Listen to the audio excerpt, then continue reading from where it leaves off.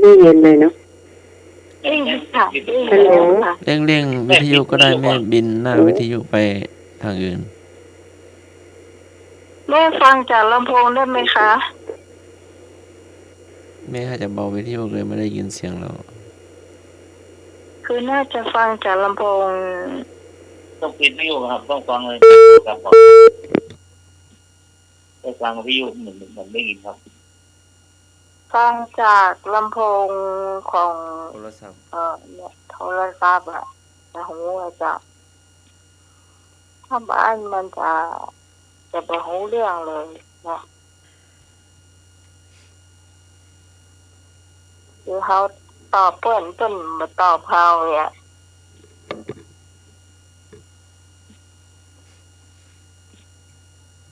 ครับผม ต่อไปเจ้า 200นะครับผม แม่พลอยได้แม่พลอยบอกสร้างสันกระเป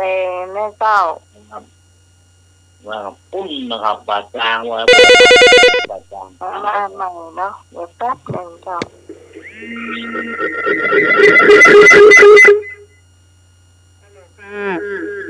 ค่ะสวัสดีค่ะของแม่กาญจนานะคะถามแม่กาญจนาว่า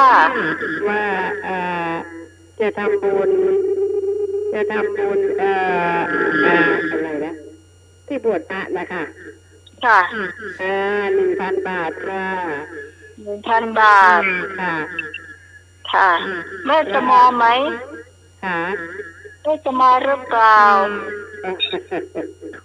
คงลำบากอะเนาะ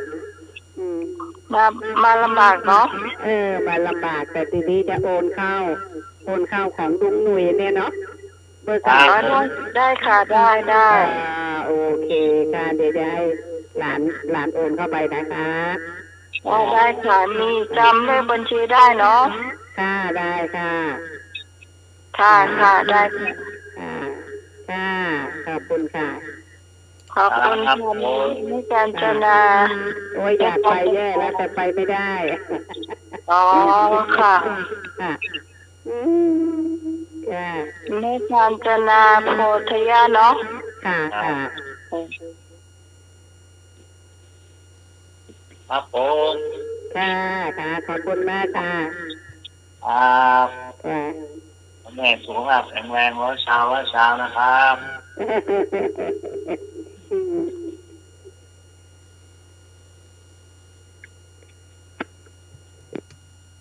ขอบคุณครับ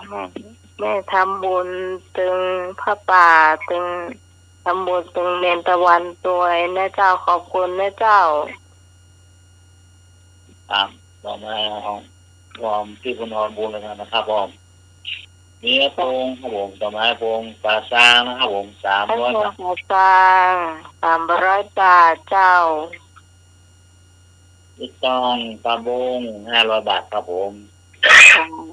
พี่พรเจ้าพี่พรเหรอครับพี่พรเหรอน้ำปูนเศร้าวันเจ้า500 บาทเนี่ยเจ้าพี่ตองนี่ก็เรียบร้อยแล้วนะเจ้าโอนมาเรียบร้อยนะเจ้าสิมีบ่อสร้างครับ1,500 บาทนะครับบอกไปแล้วเนาะครับจังต่อมาแม่กาญจนาค่าปลา100 บาทนะครับอันเนี้ยให้หน่วยอ่านเปิดผีเนี่ยแม่กาญจนาทาสาครับ100 บาทคนมาตัวเรียนนั่นอย่าเมตุลีตุลีเรือนใจนะเจ้าแม่เจ็ดยอด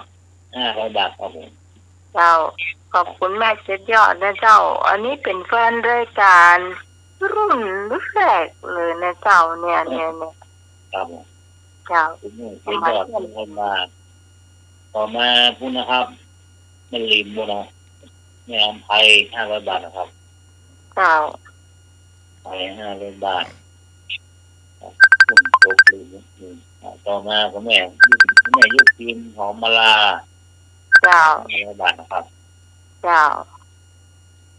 ต่อมาคุณแม่แสงล่าสม ก็มั่ง สมมั่งครับ150 บาทครับผม เจ้า ตอนนี้ท่านสมัคร1,000 บาทครับผมการสมัครนะครับ เจ้า สมัคร1,000 บาทการเนื้อรับ1,000 บาทนะครับ เจ้า ครับ หมดมดเตื้ออ่านแหนต่อแหนไม่น้อยหีบทอง แม่จื้นสุริอุดร300 บาทครับผม เจ้าไม่น้อยหีบทอง1,500เจ้า ครับ พี่น้อยที่กินหอมมาลา1,500เจ้า ครับ กระเจ้านี่ได้จากพี่กรมาแหมทางกี่นายนะ ที่มาลีพันธวงศ์นะครับผม สุมาลีก็ มาลีอยู่แล้วครับที่มาลี ค่ะ พันธวงศ์ครับผม เจ้า 100 บาท 100 บาทหอมประป่าเนาะออมเนนตะวันเห็น ครับออมเมนตะวัน50 บาทครับผม 50 บาท ขอบคุณพระเจ้า ครับต่อ ต่อ ไป ไป นะครับนั่นไม่ได้ขอว่าต่อไป ต่อไปเจ้า ต่อมาคุณแม่บัวคำครับ บัวคำยะบึงครับผม เจ้า 200 บาทครับผมข้าวปาก เจ้า เจ้า พร้อมจากเมนตะวัน100 บาทครับ เจ้า เป็น ต่อมาคุณแม่บุญตัดกล้องครับแม่บุญ เจ้า เป็นคนนี้ครับ อันนี้เขาบอกใครหูจักอะไรตา เพื่อนมาใหม่ค่ะแม่บุญ รุ่นแรกเลยนะเนี่ยพอทออันนี้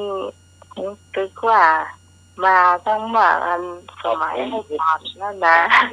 การข มา อบคุ ตั้ ณ งสมัยนี้สมัยให้ปั่นแล้วนะครับ บุญมาบ้านแล้วหมายอยู่ไรบุญมาเจ้า แม่บุญคนน้ำตาคุณหรอก เจ้าแม่หนู ครับ ตี ขอบ หนู คุณ ตี เป็น บุญ ครับ มา เพื่อนน้ำบุญสร้างถ้ามันมัน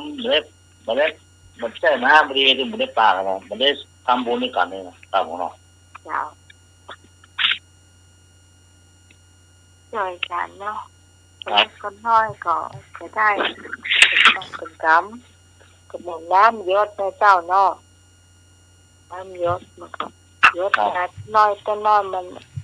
สักวันหนึ่งมันคงเต็มแก้วเจ้าเนาะ น้ำหยดลงหินทุกวันหินมันยังอ่อน วันนั้น ครับผม วันนั้นเนาะ ครับ ที่อยู่ตำบลเหมือนแก้วนี่อ่านกันละเนาะแม่แสงล่าสมบ้างเนาะเจ้านอกนั้นก็จะมีสายของอาจารย์ออยสายชื่ออยู่ที่เปิ่นก็เจ้าไม่ได้อยู่ที่ข้าเจ้าคงจะลายอยู่เจ้าของอาจารย์นิพนธ์ก็อยู่ที่อาจารย์นิพนธ์นะเจ้าแต่มีหลายสายเลยเส้นหลายสายเนี่ยปีนี้ โอ้ นะ ต่างนี่ผมครับ อาจารย์นี่ผมไม่ได้เข้ารายการ ลายเส้นลายสายของมหาสมชาติเจ้าก็จะมาหวนตัวเนี่ยเจ้าปีนี้เนาะโอ้ก็เปิดแล้วก็จะเอาของหวานมาตัวจะเอาข้าวเหนียวซีน้ำยายหรอนี่ก็รอพอเนาะว่าจะได้จะสำรับวันนี้เป็นเอามั่วเลยจ้าพุทธประวัติครับธรรมะโดยเจ้าพ่อตะวานี่เราได้จัดรายการ3 ทุ่มก็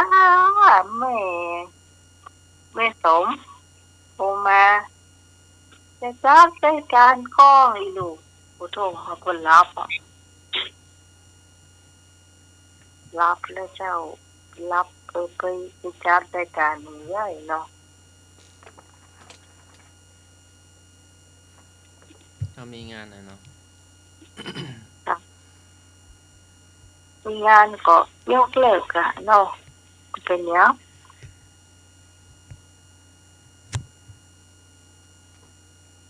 มีงานอะแหมอันเนาะ อะไรอย่างอะ วันอาทิตย์ที่ 22 มกราคม วันอาทิตย์ที่22 มกราคม 2566 เวลา 15:30 นาที ณ วิหารสาราบาทลานพระเจดีย์วัดลำเปิงตะโพธาราม ตำบลสุเทพ อำเภอเมือง จังหวัดเชียงใหม่ มีพิธีทำบุญบำเพ็ญกุศลทักขินานุปทาน อุทิศกัน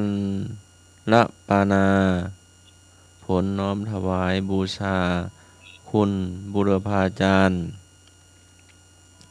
พระเดชพระคุณหลวงปู่ทอง พระพรหมมงคลวิหลวงปู่ทองสิริมงคโล สิริมังคโล พระเจ้ายอดเชียงราย พระนางอัตตปาเทวี และบรรพบุรุษบุพการีชน ณ วัดลำเปิงตะโพธารามเนาะวันที่ 22-23 ก็ท่านใดบ้างก็ไปรวมได้เนาะ เจ้า ท่านนะก็ขอเชิญนะเจ้า เริ่มกี่โมงผมจะบอกไปเลย 15:30 นาที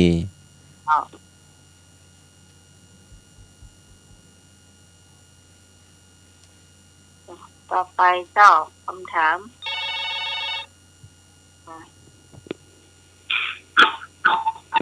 เจ้าเนี่ยแม่ปิดวิทยุแล้วมันยังบอกเออ ไหม เจ้า เพิ่งรับไปตะกี้เนี่ยเมื่อเจ้าเนี่ย เจ้า ฟังตั้งแต่คุณเรียนอโหสิกรรมต่อจนเปิ้นสวดโอ้โหตี3ตี4นะน้องไหม เจ้า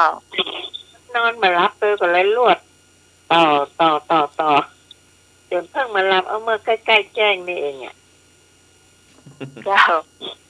เป็นยังเนาะมันคนแต่งมันจะไปทางใดเนาะ เจ้า อยู่ฮะน่ะ เจ้า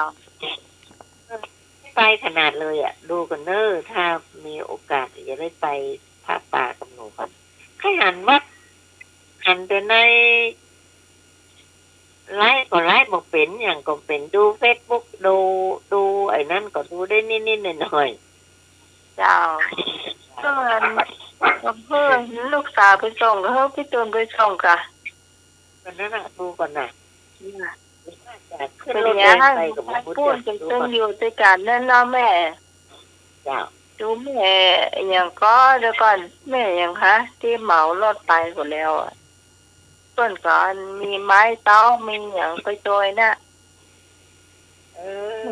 เดี๋ อ ยวก่อนอย่าง เอ ก็ อ แม่ ทำไมน้ำน้าแดงหายไปไหนอ่ะไม่ได้ยินเสียงเลย ก่อนก็อยู่แถวบ้านนะเจ้า แล้วนี่เพิ่นว่าสบายเนี่ยเนาะ เจ้าก็ดีขึ้นแล้วเจ้า ขึ้นแล้วเนาะ เจ้า ให้ไปหาเปิ้นอยู่ก็เลยบ่อยากรบกวนเปิ้นกลัวเปิ้นบ่สบายเนาะจ้า ลองดูเปิ้นกันเนาะ เออ เจ้า โชคดีปีใหม่ทุกคนน่ะรวยๆเหมือนกันทุกคนเลยเนอะ เจ้าขอบคุณเจ้า จ้าสวัสดีเจ้า เจ้าขอบคุณเจ้า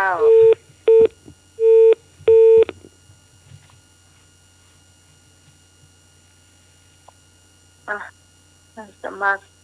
ว่าคำถามมั่วเลยแล้วนี่นะ พระมหาบุรุษคั้นออกผนวดแล้ว เสด็จประทับแรมณที่ใด กสวนลุมพินี ขอสวนมะม่วง คอสวนตาลหนุ่ม งอสวนเจ้าเชษฐ์พระมหาบุรุษคั้นออกผนวดแล้ว เสด็จประทับแรมณสถานที่ใด กสวนลุมพินี ขอสวนมะม่วง คอสวนตาลหนุ่ม งอสวนเจ้าเชษฐ์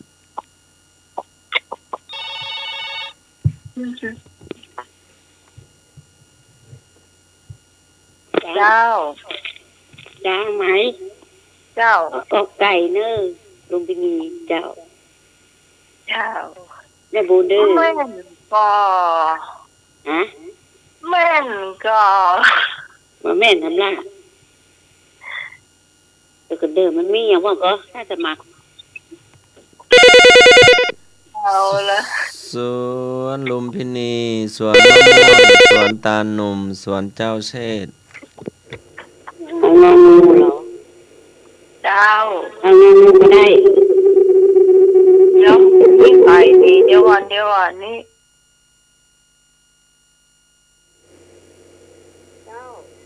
พี่กรณ์จ้ะพี่กรณ์เอาข้าวขอไข่ ขอใครขอใครเนาะ จ้าพี่กรณ์เอาข้าวขอไข่ เจ้า จ้าจ้ะ นั่นว่าเจ้า ขอ เจ้าพี่กรณ์ขอไข่เจ้า ใครเนาะ เจ้า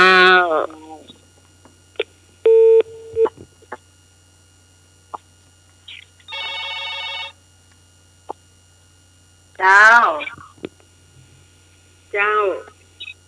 สวนมะม่วงเขาขอไข่เนี่ยพี่ซองนะ พี่ตองกะ บอสวนทุเรียนบอก สวนมะม่วง แต่คอควายมันเป็นสวนตาลหนุ่มไม่หรอไม่หรอ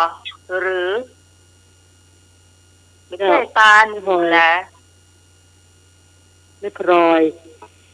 เจ้า ขอไข่เจ้า มะม่วง ใครเจ้า อ้อยขอไข่เนาะ เจ้าตะกี้ลุงหนุ่ยจดได้ที่อะไรหมู นะครับ คงเลยจ้ะ เพลงนี้ว่ากันเนาะเข้ามากัน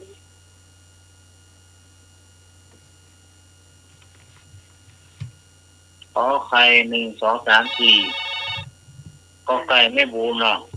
อืมเจ้า เจ้าน้องไม้พี่ก็เอาขอไข่นะเจ้า ขอไข่แล้วเพื่อนน่ะ เจ้า มีขอ ซึ่ง ไข่ ขอไข่พ่ออื่นเลยอ่ะ โอนแถวนี้สมนึกวงบนทาย ก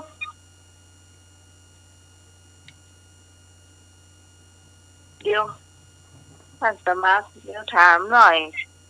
สวนตาลหนุ่มหรือว่าสวนตาลหนุ่ม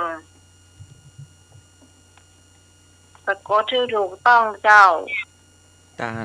ลต่อเต่าสระอา อืม ขอเต่าสระอา ตาล ลี หนุ่มโอเคแย่ตาลหนุ่มนะตาลหนุ่มเจ้า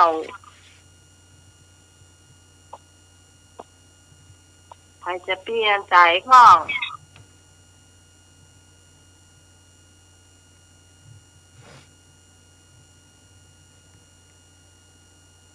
ก็งูอย่าง งองูสวนเจ้าเชษฐ์สระเอชอช้างต่อเต่าสระอุ ขอไข่ขอควายขอควายงองู ส่วนเจ้าเชษฐ์ไม่ใช่ระหว่างขอไข่กับขอปลายเนี่ย นี่ไปสวนทุเรียน ไปคนเดียวเถอะป้าให้น้องไหมเลือกก็คือดาวคอควายเจ้า น่ามักเอาสวนสตรอเบอรี่เหรอ คอควาย หนีสตรอเบอรี่ แล้วงองัว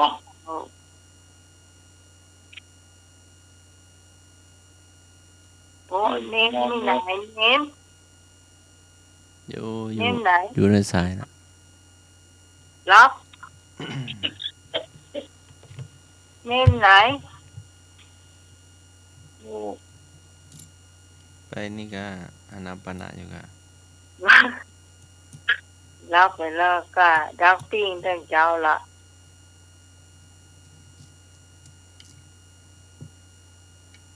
ติดออนเคลียร์รับไปแล้วก็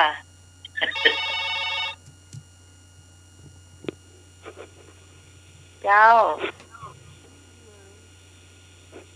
ฮัลโหล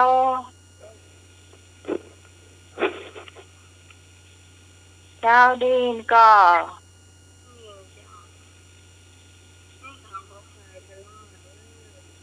ฮัลโหลว่าเลยตอบได้เลย ให้เราโคควายตัวน้องใหม่แม่ แม่ แม่สุ่มเจ้า แม่สม ส่งจบไหมค่ะเนาะ เจ้า ห้องครับ อ้าวอย่างนี้ก็เสียงค่ายรับอ่ะ รับตื่นเจ้าก ำลังตื่น กำลังตื่น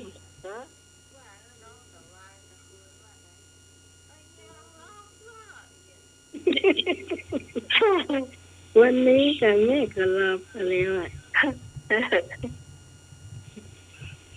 วันนี้ฟังแล้วเป็นอย่างนี่จับรายการหรือยัง แต่กลางคืนมันสวดมนต์ตัวตื้นน่ะ เนาะ มนต์อันค่ำสี่อ่ะเดืออันลือบ่ได้หลับอะอยู่บ้านนี่นะอยู่เจ้าไปวัดใช่ไหม เจ้า อยู่ในอีบ้านเขาเนี้ย เจ้า ได้จ้ะ คนเดียว ต่อไปได้หมดอะเนาะ เออ เอาที่ไหนสะดวกว่าเนาะ วัดละที่วัดมันมีเจ้าวัดบ้านใกล้ๆแม่นี่มันมีเจ้า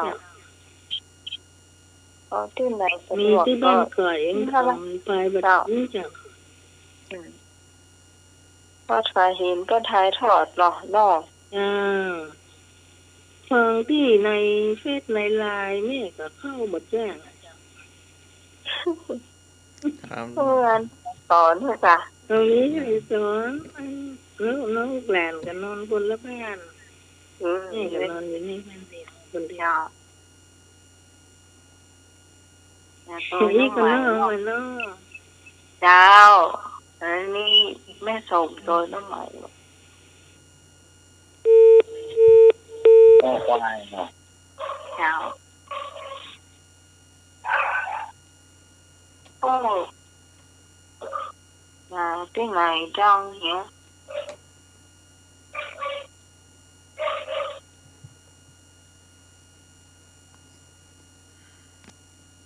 ได้เลยเจ้า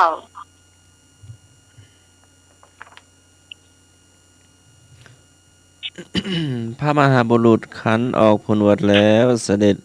ประทับแรมณสถานที่สวนมะม่วง โอเค ครับ ใครตอบอ่ะ พี่กรณ์ พี่กรณ์แล้วไผ พี่กรณ์พี่พรพี่ตองแม่พลอยแม่ลี อืม กรณ์ พี่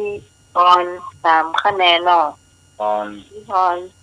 2 พี่ตอง พี่ตอง1 แม่พลอย 1พี่พ แม่ ร ลี เจ้า ครับการน้องรับอยู่อะครับ รับ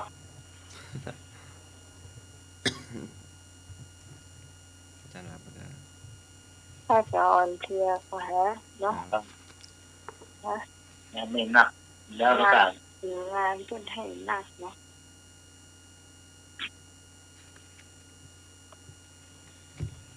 ก็ต่อไป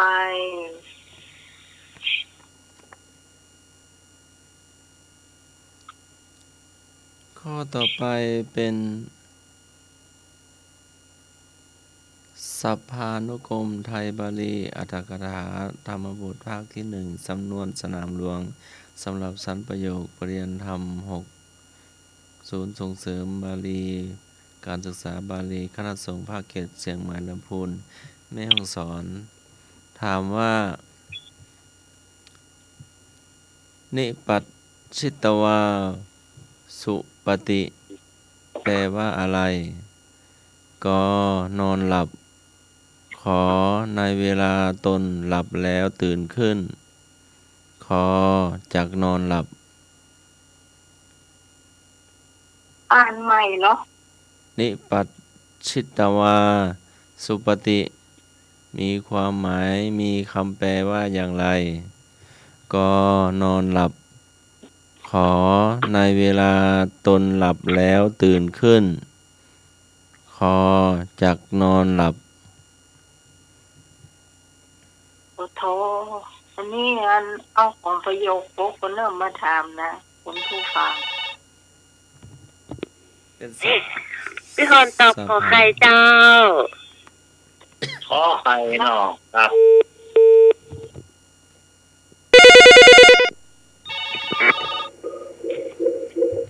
เจ้า ตอนก็ตอบข้อขอไข่จ้า ครับ เจ้า ขอไข่ เจ้าพี่สองก็เอาขอใครนะเด้อ เจ้า เจ้า ไอ้บุญมาพลอยมา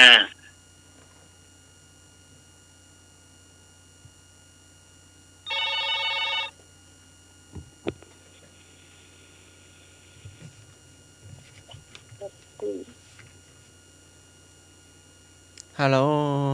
ส่งกับของใครเนี่ย ขอไข่แม่สมขอไข่นี่ ในเวลาตนหลับแล้วตื่นขึ้น ตัวเก่าหลับแล้วตัวเก่าตื่นเหรอ ก็เก่าตื่นหมูอ่ะขอใครก็ขอใครแต่เปิดให้เด้อ ครับ เจ้าก็ไก่นี่คืออะไรอ่ะ ก็ไก่นี่ นอนหลับปุ๋ย ก็ควายเหรอ ก็คอควายนี่ จากนอนหลับ กำลังจะรับ เจ้าก็นี่หลับแล้ว นอนแล้วก็หลับ เจ้าไม่พอยเจ้า พลอย ก็ขอใครนะเจ้า เพราะใครในเวลาตนหลับแล้วก็ตื่นขึ้น เจ้า นั่งเงาเหรอ แล้วงูยังหางูไม่เจอ เออ ฮัลโหล เจ้าเปิดเอาขอใครก็เอาขอใครแต่เปิดน่ะมีกู่ดี ครับ คนถามยังหางองูมพระเติมเดียวนี่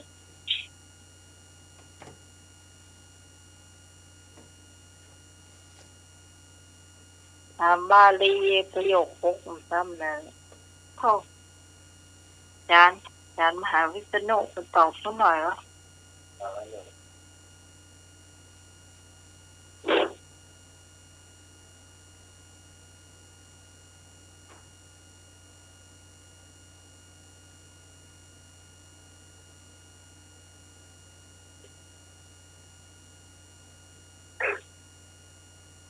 เอาแปลไปได้เนาะเนี่ย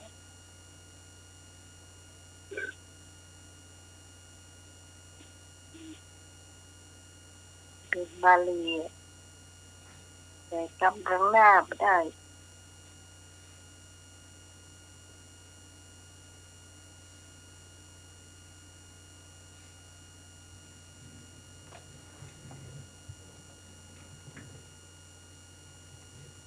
ต้องอ่านให้ฟังสักรอบเหรอ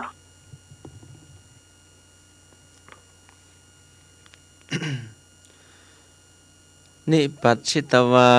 ปุสุปฏิ นิปัชชิตวาสุปฏิ มีความหมายว่าอย่างไรเป็นสำนวนไทย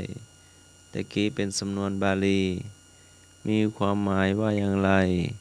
ก็นอนหลับ ขอในเวลาตนหลับแล้วตื่นขึ้น ขอจักนอนหลับ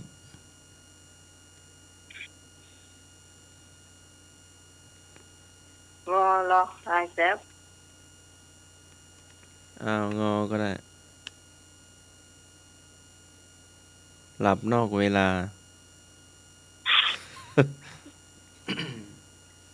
เว้ย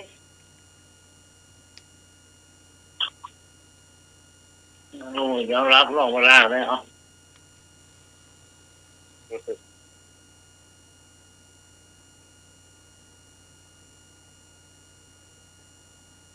คอไฟน้ำไหมยาวคอไฟจะนอนหลับเขาชอบนอนหลับเหรอถ้านอนหลับแล้วตื่นมันหมุนหมวนคำเดียวเฮ้ยตัวเน้นนี่รู้ มีแล้วนั่นตะกี้หายแล้ว อ๋อเพราะว่าทางนอกมันดังปีกมาละ อืม เรียบร้อยละทางนอกเงียบละ คำถาม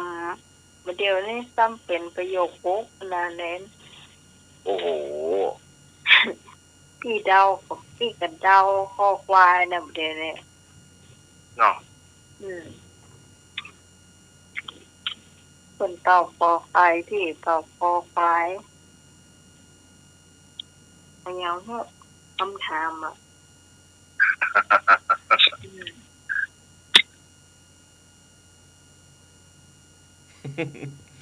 ทุกว่าระดับมหาวิทยาลัยว่าจะสอบ ฉันน้ำอุ่นอันนี้ลุงหนุ่ยหรือว่าอาจารย์อรักษ์ ผมเองครับ อ๋อน้ำร้อนเนาะ ครับผม น้ำอุ่นน้ำร้อน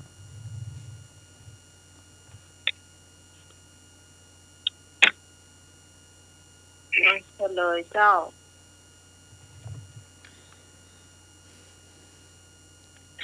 นิปัชชิตวาสุปฏิ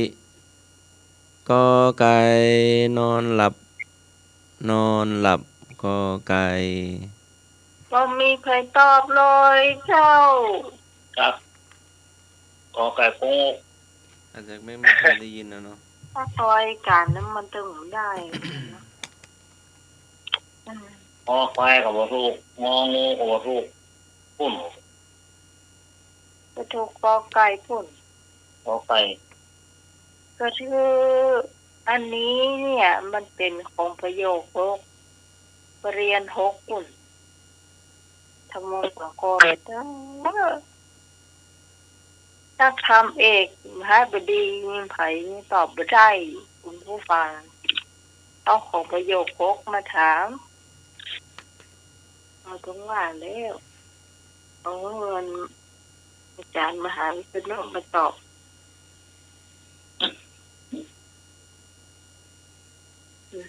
ถามต่อทุกว่ากับเดาคนทุกฟังเนาะเดาจังมัน กรรมชนิดใดให้ผลสำเร็จแล้วก็อโหสิกรรม ขอชนกกรรม ขอพหูรกรรม งออสันนกรรม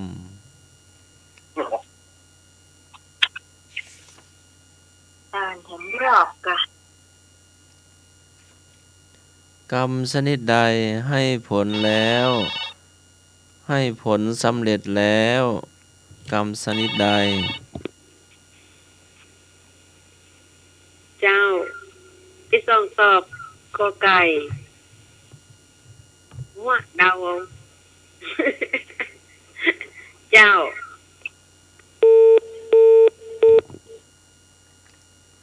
ตามชนิดใดให้ผลสำเร็จแล้ว เจ้า น้องหมายพี่กรณ์ตอบขอใครชนะกรรมเจ้า ตามเนาะนะเอาละใครจะไปเชิญเจ้า ต้องข้อไหนครับ เขา พี่กรณ์จ้ะอาจารย์จะมาอ่านคำถามอีกครั้งหนึ่งใช่จ้ะ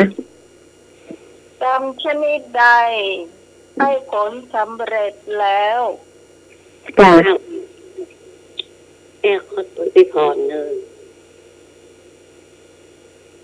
โดยเตยไข พี่พรขอไข่ พี่พรเนาะ พี่กรณ์เอาข้ององูเอา ฮะ วันต้องมอง พี่กรณ์เอาข้ององู เนาะ จ้า ว่าฟังกอไก่ถึงงองูเนี่ยมานั่นแต่เลย จ้า ต้องคำแล้วก็คำตอบเพิ่ม กรรม ก่อนเนาะ กรรมชนิดใดให้ผลสำเร็จก็อโหสิกรรม ขอชนกกรรม ขอพหุรกรรม งออาสันนกรรม อาสัญญกรรมก็ อาสันนกรรม สัญญกรรมเหรอน้อหนูเหรอ เจ้านอนหนู2 ตัว อาสัญญกรรม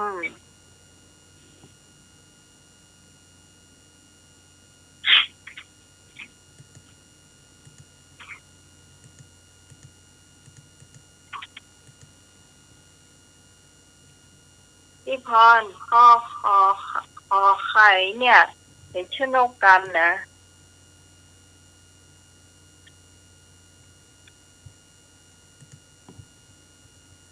ชนกไม่ใช่ชนะมาก่อน เจ้าสนุก อือฮึ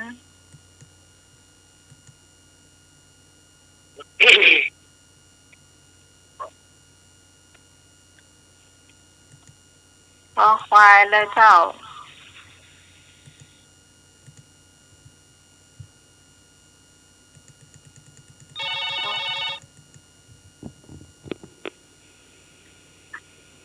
เจ้า เจ้าทำไมก็ขอไข่นั่นเป็นชนกกะ เจ้าชนกกรรม ชนะเนาะ ไม่ใช่เจ้า อันเอากอไก่ กไก่ เจ้าไม่เปลี่ยนเป็นกอไก่เด้อ เจ้า เจ้า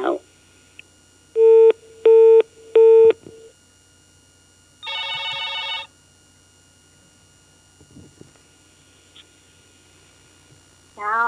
เอาน้องไหม เจ้า นี่ก็เอากอไก่เลยเจ้า เจ้า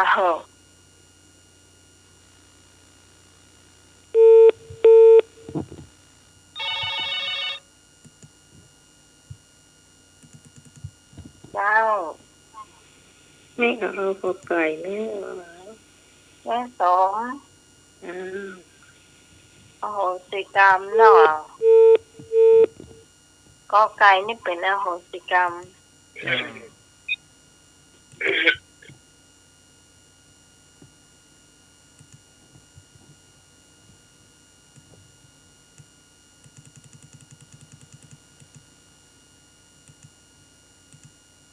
กอไก่นี่ไผมาก่อนเลยตะเกียพี่ตองคะว่าไผพี่ตองเนาะ ครับ พี่ตองมาก่อนตองบอกว่าเอาไปเลยอ่ะ เอาไปเลยเนาะ อืม ครับผม คิดว่าเขาเลี้ยงแหเนาะ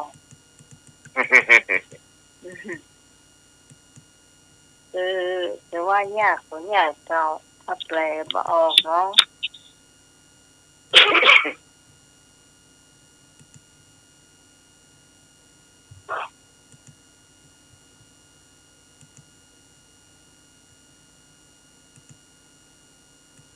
เจ้าเฉลยเนาะ เจ้าเฉลย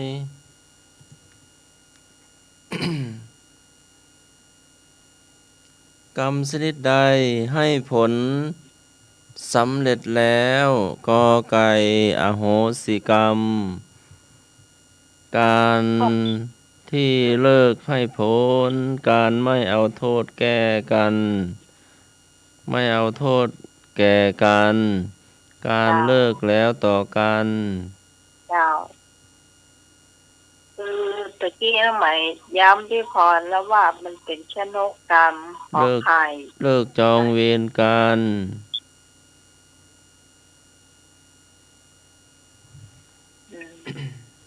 ดีไม่บุญย้าย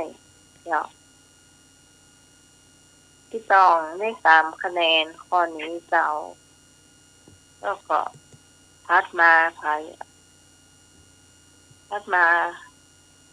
าพี่แอลีว่าไผพี่แอลีทัดก่อเพราะว่าให้บุญเป็นสายที่ 3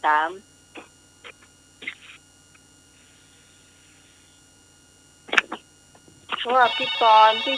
รทัดมาพี่กรเอา ก็งองูครับ อ๋อเหรอ แม่อย่าที่2 แม่อ๋อแม่เหรอ เจ้า เจ้าแม่บุญเนาะ จ้า สารีที่ 3แล้วเจ้าที่3คนจ้ะ ครับพี่พร มี3คนเนาะ ชาลี มีไข่แคมจะสอบปอไก่เจ้าอ๋อไม่สมเหรอ นี่ที่3ค่ะที่2ก็ว่าที่3เนี่ย ฮะ นี่นะให้รู้1เลย เจ้าให้บุญเนาะก็ไม่สมด้วยเนาะ เจ้า สา ดี รี มากครับนี่ครับ ข้อที่จะมีหลายคนที่ตอบเหมือนกันจ้ะ อ๋อ ขอบคุณมากๆที่ช่วยกันฟังเจ้าช่วยกันฟังแล้วก็อย่าเท่านี่กับบางครั้งก็ฟังคนนั้นจำฟังคนนี้จำนี่นะเขาก็ซับซ้อนเหมือนกันเจ้าเริ่มเล่นสักข้ออยู่เจ้าเนาะนี่โน้ตเอาเด้อ ครับ ใช่ถ้ารับขนาดเนาะ เป็นหยัง สมัครสักข้อปะเดี๋ยวอยากมาส่งตามข้อค่ะเอาง่ายสักข้อปะ เอาง่ายกัน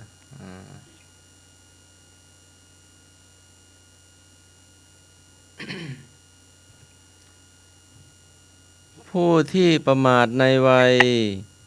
ว่ายังหนุ่มสาว ควรพิจารณาเรื่องใดบ่อยๆก็เกิด ขอแก่ คอเจ็บ งอตาย นี่ง่ายแต่เจ้า ผู้ที่ประมาทในวัยยังหนุ่มยังสาวอยู่ควรพิจารณาเรื่องใดบ่อยๆ เจ้า พี่ขอตอบขอไข่เจ้า เพราะใคร นี่ง่ายแต่เจ้า พี่ต้องก็เอาขอไข่นะเจ้า พี่ต่อ เจ้า น้องไม้พี่ขอไข่นะเจ้า ครับ หรือที่มันพี่ตองฟุกเลยอ่ะพี่ตองได้3 คะแนนเลยทีเดียวเจ้า แม่ก็ขอไข่เด้อ เจ้า ครับผม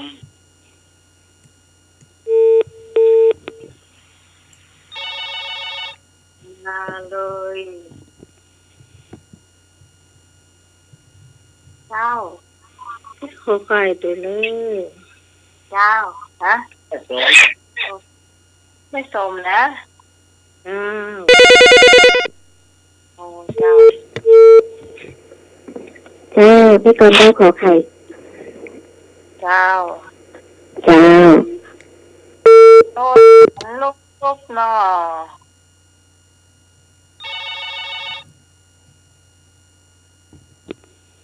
เจ้า ไม่พอเจ้าขอใครมึงปึ้นนะ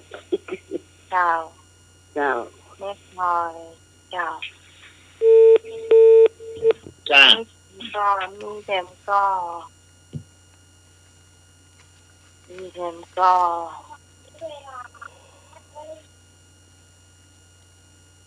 วันนี้เราจะทำกับข้าวเนอะคุณผู้ฟังแต่ว่าไม่ได้ทำจะทำกับข้าวอยากกินข้าวเมื่อคืนนี่กับ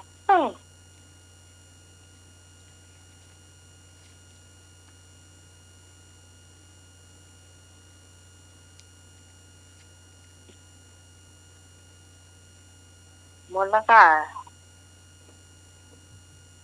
ก็นี่หรือยังในเจ้าเฉลยเจ้าเราจะเฉลยแล้วจะดำเนินเรื่องปัญญานันเล่านิทานแล้วก็คุณผู้ฟังที่จดคะแนนเอาไว้ก็จะได้มาบอกนะเจ้าบอกคะแนนของตัวเองนะ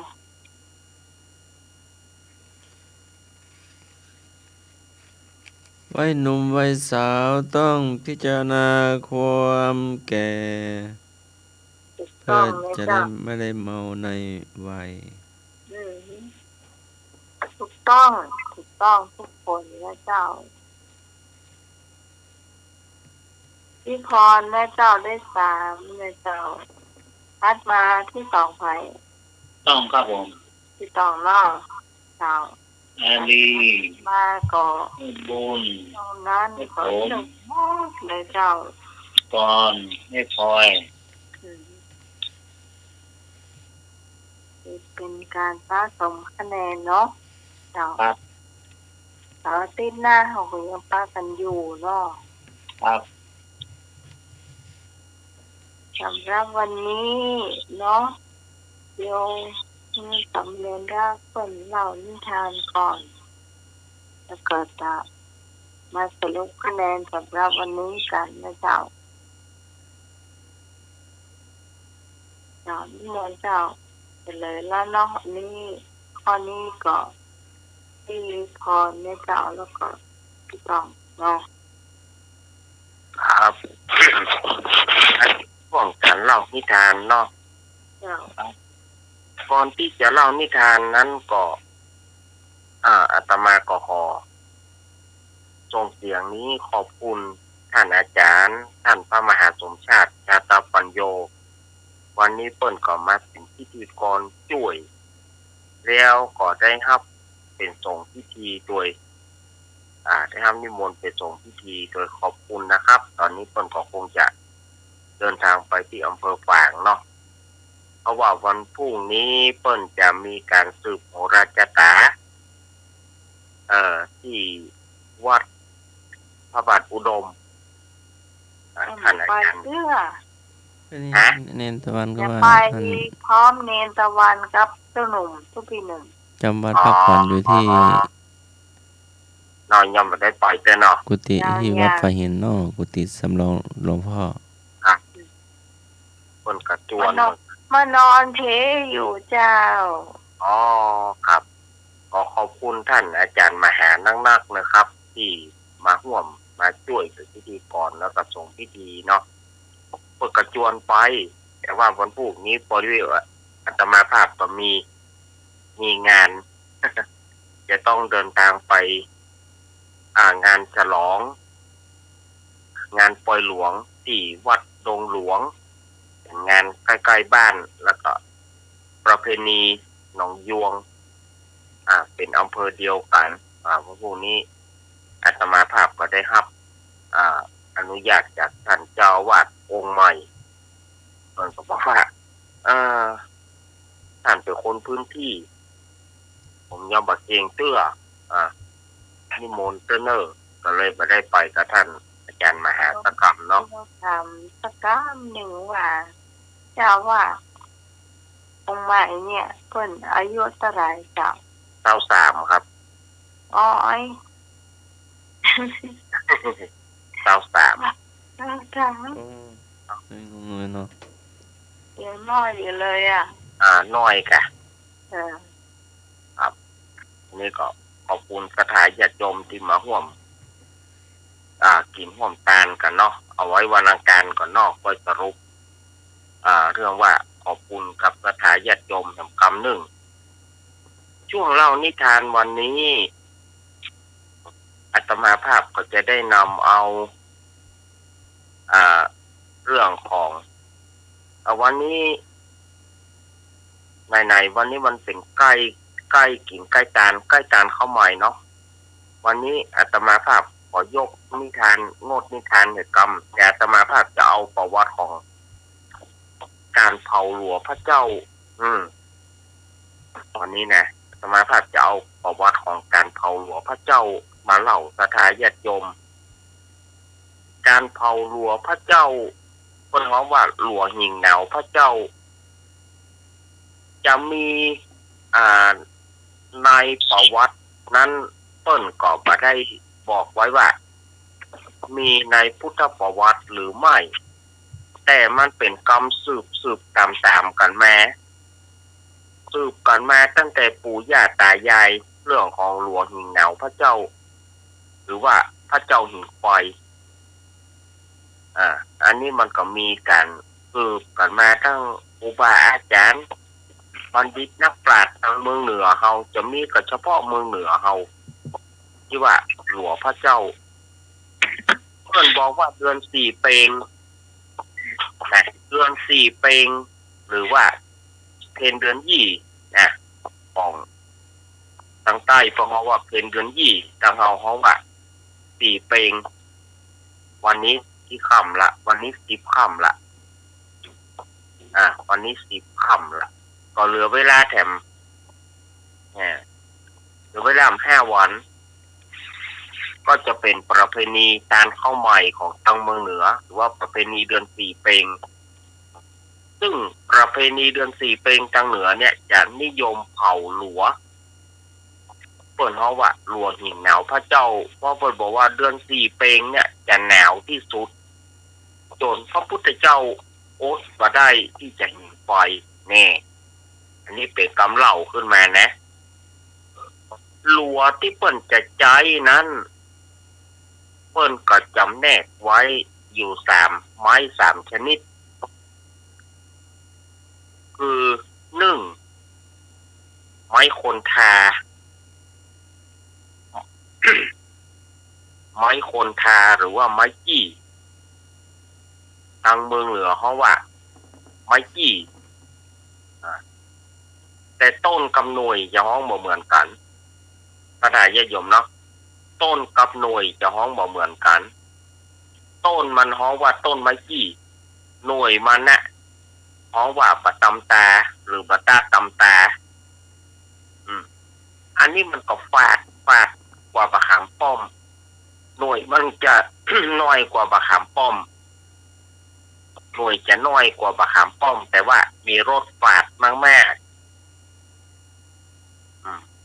มีรสฝาดมันเป็นหนามเปิ้นก็จะฟันแล้วเปิ้นก็จะปอกไว้ปอกแล้วก็จะมัดเอาขมิ้นเข้าตา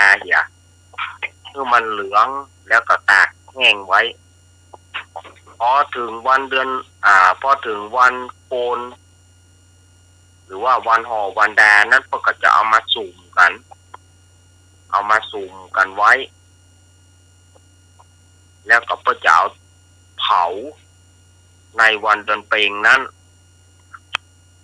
แต่ปัจจุบันนี้จะหายากไปละเพราะแต่ละวัดแต่ละวามันเต็มด้วยว่าการสร้างถาวรวัตถุ เนื้อตีมันบ่มีที่เผาบางที่ก็ยกเลิกไปแต่บางที่ก็ยังมีอยู่ที่วัดอาตมามีอยู่เนอะวัดอาตมายังมีอยู่การเผาหลวงพระเจ้าแต่ที่อาตมาอู้ว่าไม้จี้แล้วก็2ไม้ตะไหลเกี้ยวแล้วก็3ไม้ผักกฐิน ไม้ผักกระถินนะเพื่อจะเอาไม้3 ชนิดเนี่ยก็จะเอามารวมกัน แต่ไม้กระถินนี่ปอกแล้วก็ต้องมัดเนอะ ถ้าบ่มัดมันเด้งขึ้นมัน มันงอไม้ผักกระถินนี่นะถ้าบ่มัดมันงอ เวลาที่มันแห้งแล้วมันงอก็ต้องมัดทันที เมื่อมัดแล้วถึงวันนั้นเพื่อก็จะมาเผาสมัยตะก้อนสมัยอาตมาเป็นละอ่อนอาตมาก็มักจะเจออย่างว่าตังเนนน้อย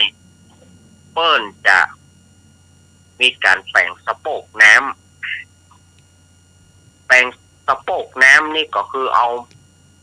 บอกไม้นี่นะตัดไม้ขนาดบอกเขาแปลงบอกข้าวหลามเนี่ยกระทายญาติโยมที่เขาเอาไม้ขนาดเขาใส่ข้าวหลามได้เนี่ยแต่เขาเอาเข้าใส่แต่เขาเอาน้ำเข้าใส่แทนเนี่ยเอาน้ำเข้าใส่แล้วก็ ปิดปากมันไว้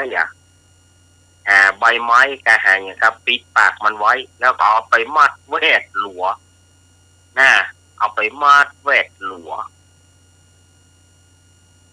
พอถึงวันพุธก็เอาเผาหลัวนั่นนะกระบอกไม้นั่นมันก็น้ำมันอยู่ตรงในมันไม่สามารถจะออกได้มันก็ระเบิดก็ทำเสียงตุ่มต่ำตุ่มต่ำเป็นสัญญาณว่าเจ้าบ้านบอกว่าพระเนนตื่นแล้วคนเผาหลัวแล้วเนี่ยพระญาติโยมอันนี้ก็เคยมีคนถามอาตมามาว่าไม้อื่นอย่างต้นมายาลาบได้ก่อนมายาลาบมันบ่มีแกนมันไหม้คำเดียวมาก็ไหม้ละมายาลาบนั้นใจบ่ได้อันนี้มีญาติโยมถามเนาะไม้จี้ไม้กะไหลเกี้ยวไม้กระถินตามชนิดต่างๆที่ต้นใจเผาหลวงพระเจ้า ณ ปัจจุบันนี้จะบ่มีละ บางวัดบางวาเปิ่นก็ยกเลิกไปแต่วัดใดที่มีพื้นที่นักพื้นที่กว้างพอที่จะจัดเผาหลัวได้เปิ่นก็จะมีการเผาอยู่วิธีการเผาหลัวนั้นเปิ่นก็จะไป มีสวยดอกมีสวยดอกไปว่านิมนต์ตารูปปิมปาของพระเจ้าตารูปปิมปาของพระพุทธรูปเพิ่นบอกว่าขอนิมนต์พระเจ้าหิ่งไฟเพิ่นจะมีกรรมนิมนต์แล้วก็ วันปู่มะเจ้าก็จิไฟเป็นพุทธบูชาเพราะว่าจิไฟเป็นพุทธบูชาเพื่อบูชาพระพุทธเจ้าหิ่งไฟเดือน4เปงนี่จะมีอากาศที่หนาวเย็นที่สุดพระพุทธเจ้าอดมาได้ต้องหิ่งไฟอันนี้มันเป็นกรรมเล่าขึ้นมาเนาะเอาประวัติแบบย่อๆขึ้นมาเพื่อสถาญาติโยมพอเข้าใจเอาละวันนี้อาตมาภาพได้เล่าถึงประวัติการเผาหลัวการเล่นกระโปกน้ำเงินสถาญาติโยมทั้งหลายได้ฟังกันวันนี้อาจจะมีสาระน้อยเดียวเนาะสถาญาติโยมเพราะว่าอาตมาฟังเสียงตัวเก่าแล้วเนี่ยอาตมารู้แล้วว่าเสียงตัวเก่าไปบ่ไหวเพราะว่ามัน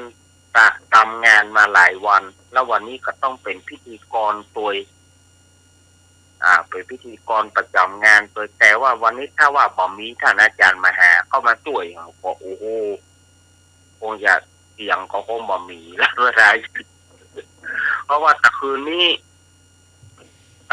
อาตมาฮับบทเป็นพิธีกรงานสวดมนต์ข้ามปีสร้างบารมีข้ามพศอาตมาเป็นเจ้าพิธีโดยแต่คืนนี้ทั้งเป็นพิธีกรและก็เป็นเจ้าพิธี นำกรรมสวดกรรมฐานโดยสวดมนต์ข้ามปีโดยก็ทำให้เสียงมันหายไปจริงๆฉะนั้นคืนนี้อาตมาภาพขออนุญาตกับโยมปีพี่สมัยก่อนเนาะ เจ้า เสาร์อาทิตย์หน้าอาตมาภาพไม่มาปากันใหม่ รับรองว่าเสาร์หน้าอาทิตย์หน้าเนี่ยอาตมาบอกคือได้พลาดละอาจจะ ฟังเสียงดูแล้วก็ว่าจะให้เน้นพักอยู่ ครับ มันจะบ่ไหวเต้ๆละ เจ้า ก็ขอบคุณท่านอาจารย์วิศวัตวรกิจโจครับ ที่เอื้อเฟื้อเวลารายการนี้ได้ดีเสมอมาขอบคุณท่านอาจารย์สมัครครับผม ครับผม ขอบคุณพี่สมัย เจ้า แล้วก็ขอบคุณลุงหนุ่ยเนอร์ ครับผมกาวาสาครับพักผ่อนนะครับผม ครับผม แล้วก็ขออนุโมทนาบุญกับศรัทธาญาติโยมที่ได้เปิดฟังได้ดีเสมอมาวันนี้วันปีใหม่ ขอให้ศรัทธาทั้งหลาย มีโชคมีใจมุ่งมา่ปรารถนาสิ่งไหนขอให้สมความมา่ปรารถนาคิดเงินได้เงินคิดทองได้ทองมีความสุขมีอายุมั่นยืนยาวตลอดปี 2566 และปีต่อๆไป อันจะมาในอนาคตการภายภาคหน้านั้นจงจักมีจากตนตัวอาตมาภาพสามเณรรักปัญโยนันท์แห่งวัดสันเหมืองตำบลหนองร่องอำเภอเวียงหนองร่องจังหวัดลำพูนขอส่งความสุขปีใหม่มาถึงศรัทธาญาติโยมทุกท่านขอเจริญพรอายุวโนสุขังพระลัง สาธุสาธุสาธุ เจ้าตีมาช่วยในรายการนะเจ้าและสามเณรรักปัญโยนันท์ต่อไปนะเจ้า จะเป็นการทำอาหารไม่บุญกติคอนนะเจ้าโชว์เบอร์มาตั้งท่านสมัครเพื่อท่านสมัครไปหาเปานะเจ้าเดี๋ยวแป๊บหนึ่งอย่าเพิ่งเจ้ารายงานผลก่อนเนาะลืมไปข้ามขั้นตอนไปเจ้าเอาผลฟังว่ารายงานผลคะแนนแต่ละท่านเจ้าไปรวมเซตก่อนเจ้า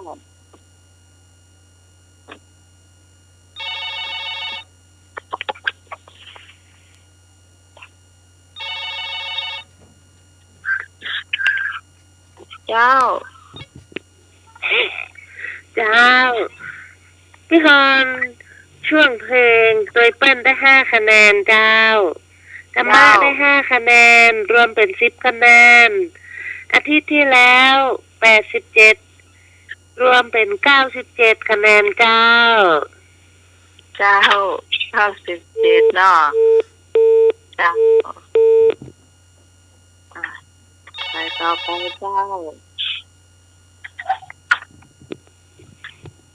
เจ้าของพี่กรณ์จ้าร่างกายเพลงได้18 คะแนนจ้า โอ้โห ธรรมะได้4 คะแนนจ้ารวมทั้งของเก่าได้100กับ8 คะแนนจ้า108 คะแนนเนาะเจ้าโอ้โหไล่อะไรมาติดเลยมาสายที่3เจ้า108 คะแนนพี่กรณ์จดไว้ตัวหน่อยเนาะที่ห้อง57เนาะ พี่พร97เจ้า97เนาะ เจ้า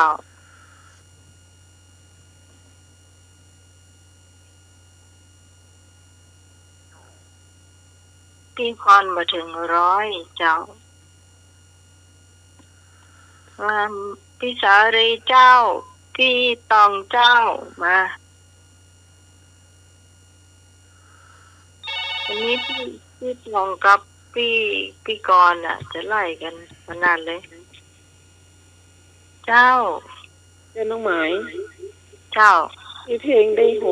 6ธรรมะได้4แล้วก็ของเก่าของแล้ว110เดี๋ยวนี้เห็นซีมเป็น120จ้ะ เป็น100 สาว เจ้า เจ้า ถึงบอกว่าให้เก็บเนาะ1 คะแนนก็มีความหมายเจ้า พี่สารีได้100 สาวละอ่ะพี่สองเจ้ามา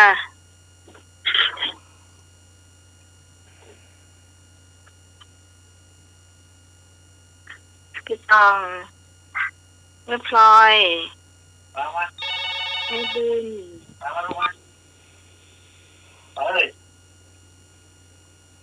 เจ้าไม่พลอย เจ้า นี่ หน่อยได้เท่าไร ไอเพลงได้11แล้วก็ธรรมะได้2เป็น13เนาะ เจ้า ของเก่า60เป็น73เจ้า 73กะ เจ้า เจ้ารอจดไว้เนอะ73 สวัสดีปีใหม่นะเจ้า ท่านสมุวิศวัตเนาะท่านสมัครเจ้า เจ้าแม่ น้องใหม่เจ้า เจ้า แล้วก็ลุงหนุ่ยเจ้า ครับดีครับ ยินดีมีสุขคู่คนธรรมะคลายเครียดตัวนี้เจ้าของอย่าเจ็บอย่าจนอย่างสักอย่างเขาเลยเจ้า จากไม่พลอยบ่สร้าง เจ้า ขอบคุณเลยเจ้า ขอบคุณแฟนรายการทุกคนนะเจ้า มาไผต่อไป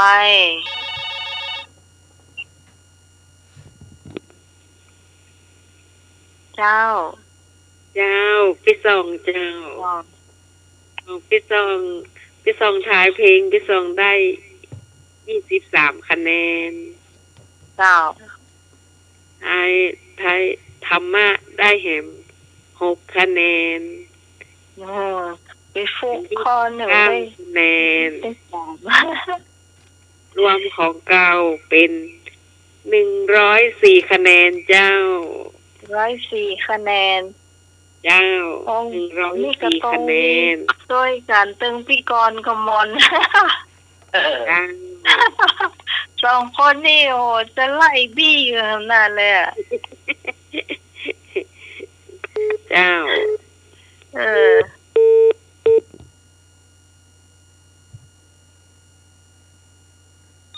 ต่อไปเจ้า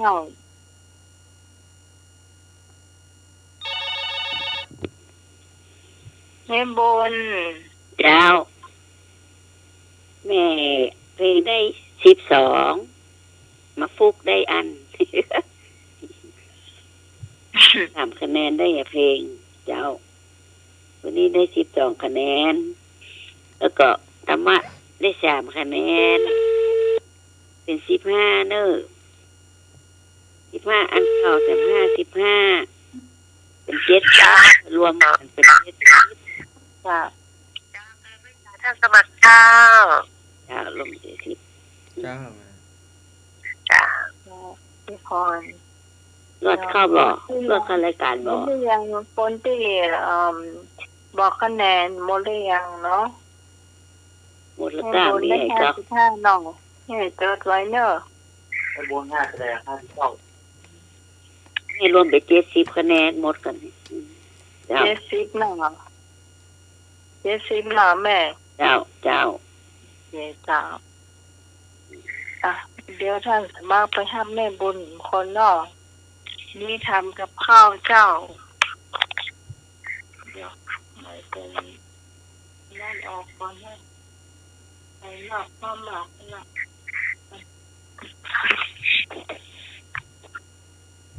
พูดกันไปก่อนเจ้าให้นะ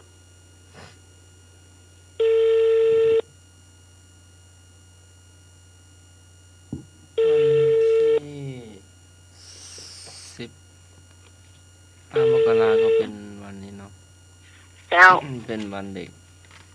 เจ้าไว้สาท่านสมัครเจ้า 14 มกราเป็นวันเด็กเนาะเจ้าแม่มา วันที่วันไหนวันเด็กวันที่เท่าไหร่ 14 มกราเป็นวันเด็กเด้อ 14 ตรงกับ เหรอ วันเสาร์ เจ้า 15 ก็ธรรมะคลายเครียดเนาะแล้ว เจ้า ก็ โอ้ ช่วง น้อง บ่ายบวช วันเด็กก่อนวันหนึ่ง คือ เจ้า เป็กตู้สามเณรตะวันเนาะ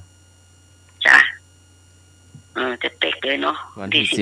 16ก็เป็นวันครู เจ้ามีแต่วันดีๆทั้งนั้นเนาะเจ้า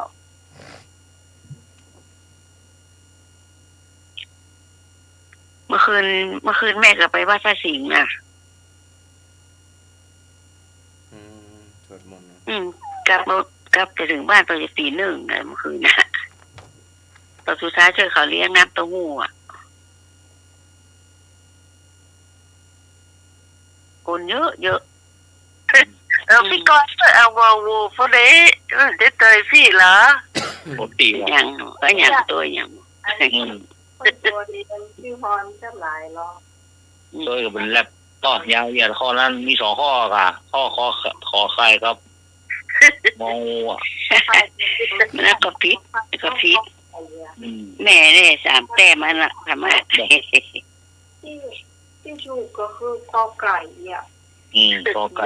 ว่างเปล่า มีทุกคนเจ้า นั่นแหละเจ้าโคนนะก็ไก่อ่ะเนี่ยขอไก่อ่ะเนาะ จ้า แม่กับแม่ ควาย มันมี2 ข้อที่เราตัดสินใจมีอโหสิกรรมกับชนกกรรมอะเนาะ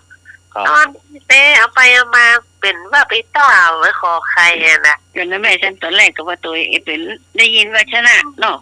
ว่าชนก ไม่อยากนะพี่พรจริงๆแล้วมันไม่ใช่อยากนะน้องถึงย้ำว่าน่าจะไม่อยากเนี่ยแบบเปียกละไอ้หรอจริงแล้วต้องมาถูกทางแล้วนะ พี่ตองคนแรก ต้องมาก่อน แล้วก็แม่ที่ 2แม่ก็เลยเปลี่ยนไปกอไก่อ่ะ ดีอะไม่วนเวียนไว้อ่ะ ก็นึกได้ว่ามันมาใจนี่เนาะ ครับ ดีเอาไม่บุญมาเต่าตัวนั้นนะ อันแรกเต่าไปละ จ้ะวันนี้แม่บุญจะแกงยังเจ้า แม่จะย้ำปี เลยจ้าแม่บุญเอาฟองเดี๋ยวน้องทอดมันตะกรายจะเอา เอาไอ้หมอจ้ะฮะปีไปเลิกบ่ไม่เอาบ้านซาปี โอ้พ่อ หมอกะ หมอ ใส่แค่หมูก็ได้ใส่ปลาก็ได้ใส่จิ้นหมูก็ได้ ครับ บ่ใช่ก็ได้ไอ้หนุ่ยกินได้ ครับ เดา ถ้าไปได้กับว่าหมอหนอ แม่ทราบบ่ได้ก็ล ครับ ำฉันตัวเน่าอ่ะ ครับโอ้ หมอกะ ทำไรขยับเลย เจ้า ถ้าขยะก็วันนี้ผลอาหารพัฒคารซ้ำ โอ้ เอาที่ขอยอ่ะ บ้านน้ำใหม่เปลือเด้อกะปีอ่ะหัวใหญ่ๆเนี่ยหมอหัวใหญ่อะนะทอดเลยนะ ต่อ เจ้ากล้วยก็แก่นใหญ่เนาะ กล้วยกับเป็นใหญ่ ต้นก็ต้นใหญ่ แต่ถ้า ต้นก็ต้นใหญ่อ่ะน่ะ ปีจะต้องใหญ่แต่น้องเป็น ต้นมันใหญ่สูงเลยนะปีบ้านน้องใหม่อ่ะต้นกล้วยอ่ะถึงสูงถึงใหญ่อ่ะใบนี่คือเวิร์กมาเลยอ่ะ เดี๋ยวนี้เด้อ แม่นี่ไปตุกเอาละหมดแล้วอ่ะ แม่น้องหวานขยะเอาไปเลยอ่ะ แม่เอามาหดเจ้าเดี๋ยวก็เอามาห่อนึ่งอีนะต้องห่อนึ่งปีอ่ะมาเคยกินกะ มันเคยเจ้า ล ไม่ดีนะ ำใส่ไข่เนี่ย โอ้ ใส่หมูเลยนี่ เวลาเจ้าไหวจ้ะ อย่าง ไม่ต้องปีแล้วหนีไปแต่ไกลอ่ะ เพื่อนได้ใจไข่ก็เพื่อกินได้กินบ่อยก้า โอ้ใส่ไข่เนาะ ใส่ไข่ใส่หมูก็ได้เจ้า แต่ไข่น้ำหนักนะขอโทษคงดีนะ เมื่อปีน้อยเนาะดาวปีมาหัวใหญ่ๆสักหัวเนอะแล้วมาแกะอันที่อันแดงๆมันออกก็เหลือก็หัวขาวๆเนาะจ้าแล้วก็ไว้ก่อนก็เอาน้ำมาใส่กระมังไว้กระมังแล้วก็เอามะนาวมาบีบใส่เนาะเอาเกลือใส่หน่อยเอามะนาวใส่หน่อยจ้าก็คนเกลือมันละลายก่อนแล้วก็ปีนะที่เราหลอกมันขาวแล้วนะจะเอามาซอยอ่อนเนาะไปอ่อนน้ำไปมันกินกับหูรสชาติปีอ่ะเอาหน่อยหน่อยจ้าเนาะนาตะเกียวมันหูว่านี่เป็นปีนะถ้ามาแล้วไปมันหูเรื่องอ่ะอยากจะใครเขาซอยบางๆอ่ะเขากินหูเรื่องเหรอเดียวมันแบบว่าเกี๊ยวมันกล้าหนาหน่อยก็เป็นหนาล้ำมาให้ไปดีเลยกะจ้าเกี๊ยวมันล้ำมันหูซื้อว่านี่เป็นรสชาติของปีอ่ะจ้าเจ้าแล้วก็มาซอยเสร็จละเอาใส่ในน้ำที่เราบีบมะนาวอ่ะจ้าแล้วเผื่อน่ะแจ่ไว้ซะแจ่ว่าอันนี้ก็อาจจะใส่อย่างเดียวใส่หมูก็ใส่ปลาก็ว่าแค่หมูใส่ปลากระลำเนาะปลาทูเนอะปลาทูจานใหญ่ๆนะปลาทูเก่งนะจ้าเจ้าปลาทูเก่งแล้วก็เอามาต้มตั้งหม้อใส่ตักตะไคร้ใบมะกรูดต้มน้ำแล้วก็ทูลงต้มเอาลงเจียวให้หน่อยกะปิให้หน่อยเจียวด้วยกันฮะเนาะปลานะจ้าเสร็จแล้วก็อันนี้ก็มาปรุงน้ำพริกน้ำพริกแห้งเอาก่อนเอาคั่วมันหอมไปหน่อยเนาะคั่วมันหอมจะว่าเอาจนดำนะเอามันหอมไปได้เจ้ามากเล็กก็ใส่หนักมากก็ใส่น้อยแล้วแต่คนมากเนาะจ้าก็คั่วหอมบวมเตรียมเอามาคั่วด้วยกันนะจ้ะเอาพริกออกก่อนพริกมาสูเอาออกก่อนแล้วก็หอมบวมเตรียมมาคั่วมันจะหอมคั่วนะเอาใส่น้ำหน่อยเนาะหอมมันไม่สุกเนาะน้ำจะต้มหน่อยน้ำมันแห้งแล้วก็เดี๋ยวมันก็แห้งหอมบัวมันก็จะเปลี่ยนสีไปเนาะมันจะสุกกันเนาะก็พอเตรียมแห้งเรียบร้อยสุกเรียบร้อยก็เอาออกมาไว้ในจานตัวพริกนะเดี๋ยวแล้วก็มาตำจะคายหน่อยแล้วจะ3 แว่น 4 แว่นนักก็มีในหม้อเนาะจะมันหอมมันไม่ได้เจ้าค่ะแล้วก็เอามาตำข้ามันแล้วกันแล้วก็พริกลงตำหอมบวมเตรียมตำแล้วก็ปลามาแกะอาจีมันตำด้วยน้ำพริกข้างนอกตำน้ำพริกเรียกแล้วก็เอามาเตียวกับน้ำต้มปลาน่ะน้ำน้ำกะปิเอาเตียวมันเหลวเนาะเจ้ามันเหลวคุ้นๆหน่อยมันจะเหลวหนักเนาะเจ้าใส่ไว้ในถ้วยฮะเตรียมแบบนี่ก็ไปกั้นเอาปีออกจากน้ำบีบน้ำออกขว้างบีบน้ำออกแล้วก็ใส่กระมังน้อยน่ะที่เราจะยำนะเจ้าเราจะมายำบ้างเอาเครื่องใส่ใส่หอมบัวซอยเนาะหอมบัวดิบนี่นะต้นหอมป้อมตัวต้นหอมป้อมตัวซอยว่าหั่นเตรียมว่าหั่นละใส่ตัวว่าหั่นเดี๋ยวเราปีออกมาละยำมันแล้วก็เอาออกมาใส่กระมังเอาน้ำพริกที่เราแตวไว้นะปรุงแล้วเรียบร้อยใส่ชูรสดียังก็จับได้อย่างมาใส่ปีแล้วก็คนตั้งแต่มือใส่ถุงมือขยำเอาเนาะมันจะเข้าเนื้อดีจะเอามือขยำก็จิ้มเพิ่มกำจับแล้วก็เอาไอ้ผักหอมบัวกับป๊อบต้นหอมก็ใส่แล้วก็ขยำเจ๊มักซาวมานี่เนาะมันเข้าปุ๊กแล้วกันนะเนาะจ้าเห็นไหมแล้วอาจารย์มาเตรียมใหม่อาจารย์มาใส่จานไว้ใส่จานเลยข้าวนึ่งเนาะนึ่งหลับเนาะนึ่งเสร็จละเรียบร้อยกินได้ละจ้าจะจับแค่หมูตัวก็ได้เด้อเจ้าก็ลำนะลำจ้ะได้เหนียวไป น้องกินไม่ได้กินน้องกิน ที่จะมา น้ เค อง ย ใหม่บ่เคยกินว่ะ หนูยังตามน้องไหม ทีนี้ไปบ้านไก่ก็เป็นยำก็กินเนาะ ลำอ๋อ เสร็จไปดูเสร็จจิ้มหมู ว่างอันไม่กล้าที่เป็นขายครัวนะ จ้ะ อยากกินฮะที่ก็ซับปีเงินนะก็ โดนตัวเจียว น่ะว่างมาบุกที่วันเก็บของให้นะ ว่าบะหมี่ อันยังบะหมี่ เกี่ยวโลนเนี่ยขึ้นมาขายนะ ไปย่าคนเดียวไปย่าคนเดียวบอก ย่าเลย ไว้ก่อนไว้บ้าน25จะย่าไปใส่ถุงไปที่วัดเนาะไว้ไปกินบ้าน วันนี้ลาบไปเลยคะเห็นได้ลาบเลยอ่ะมันโจงเข้าสองเจอมาแหละ นี่ได้ยินดูวันนี้หลับจีนเป็นหลับจีนคือฐานีเด้ออาจารย์เจ้า รักฟัง แม่ ค่ะ เนี่ยกะ รัก แม่ ฟัง รักฟังเพื่อนว่ะตอนนี้ปุ๊บ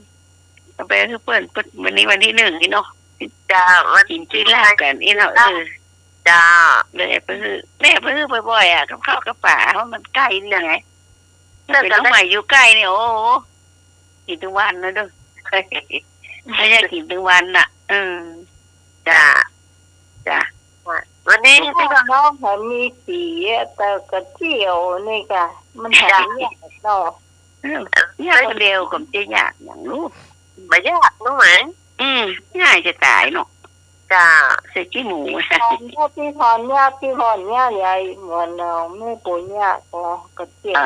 อาจจะเหมือนกันก็ เหมือนกันนะกาก็มันก็มีอย่างวันนี้นะ นี่กะทิ อันนี้หล่นตะเกียวก็เนาะเข้ามากินนั้นทอดมันตะกายจะเนาะ ตามใจหล่นตะเกียว ลมตัวเที่ยวบนญาติเนี่ยเข้ามาบอกกายดีกว่า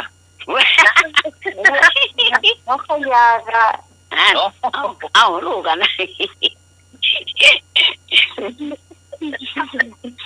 ไอ้หนูเราจะกินได้สิ2อย่างเที่ยวก็ใส่หมูอ่ะอย่าว่าหรอก จะว่าเอานะ ว่าตัวเก้าก็ต้องได้กินได้ นั่นเนาะแต่ว่า เราตัวเที่ยวปีใหม่ต้นปีใหม่ จ้า ห้ามขาดกัน หล่นตะเกียวก็เป็นมีอย่างส่วนสองเราก็เตรียมไว้มีตะเกียวสักครึ่งถ้วยเนาะเจ้าเอาแบบบดก็ได้เป็นนี่ก็ได้ เป็นเมื่อที่เพิ่นหมดแล้วก็มีนะเจ้า เป็น เอามาตามคนเดียวก็ได้ มันเสียเวลาเนาะเอาที่เป็นบดแล้วนะเนาะ เจ้าไปขวดให้น่ะ ถ้วยเนาะซอยหอมแดงเนาะหอมแดงแก้เปลือกออกนี่ก็ซอยแล้วถ้วยท้ายเราจะมันมีหมูบดเนาะหมูบดสักขีดหนึ่งนะจ๊ะเนาะ ขีดน้อยแล้วไป น้อยไปจ้ะ น้อย น้องก็ ต้องขีด แปลงให้น้องก็ขี้เดียวพอ อยากกิน ว่าที่น้อง ขี้ จะ ก็ ขีดเดียวถ้าพี่พรจะแปลงให้ก็โอเคขี้เดียวก็พอ นะคิดเนาะจะ แปลงใส่ตู้เย็นไว้น่ะ จะฟ้าเนาะสีแดงสีขาวก็ได้ค่ะ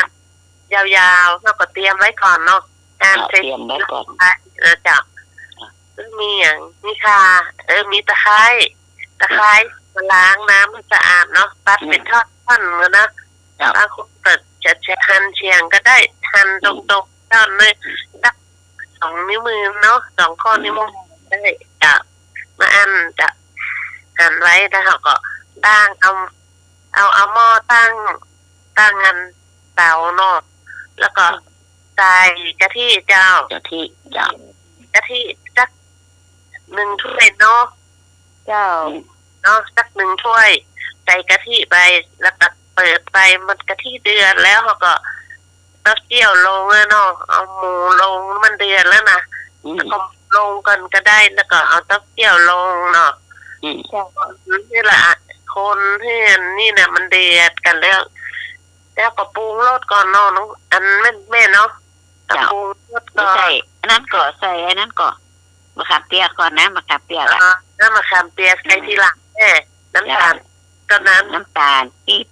ำเราล้อให้หมูกับเน้นข้าวกันเนาะหมูชุบก่อนนี่เนาะ เจ้า หมูชุบก่อนแล้วก็เติมน้ำมะขามเปียกลง